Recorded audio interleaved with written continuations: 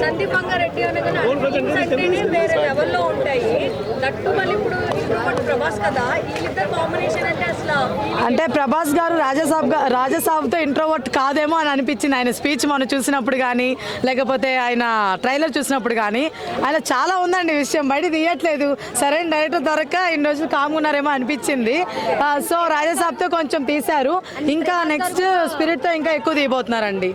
ప్రభాస్ గారు కూడా ఒప్పుకున్నారు కదా సందీప్ రంగారెడ్డి గారు. అవును, ఎలా ఒప్పుకున్నా అంటే స్టోరీ వచ్చి ఉంటుంది.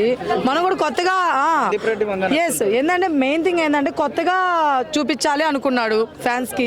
సో అది సందీప్ రంగారెడ్డి అయితే బ్లాక్ బస్టర్ ఇస్తారు కాబట్టి అందుకని చెప్పేసి ఒప్పుకొని ఉంటారు. ఎస్, సందీప్ రెడ్డి వంగ అంటే కొంచెం రొమాంటిక్ లుక్స్ ఉంటాయి కదా సందీప్ కాదు రొమాంటిక్ లుక్కే కాదండి, మాస్ ఎలివేషన్స్ కూడా ఎక్కువ ఉంటాయి అన్నమాట. కొత్త లుక్స్ చూపిస్తారు హీరోస్ నుంచి.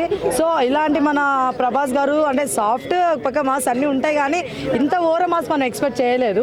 సో అది మనం కొత్తగా చూడబోతున్నాం ప్రభాస్ గారి నుంచి.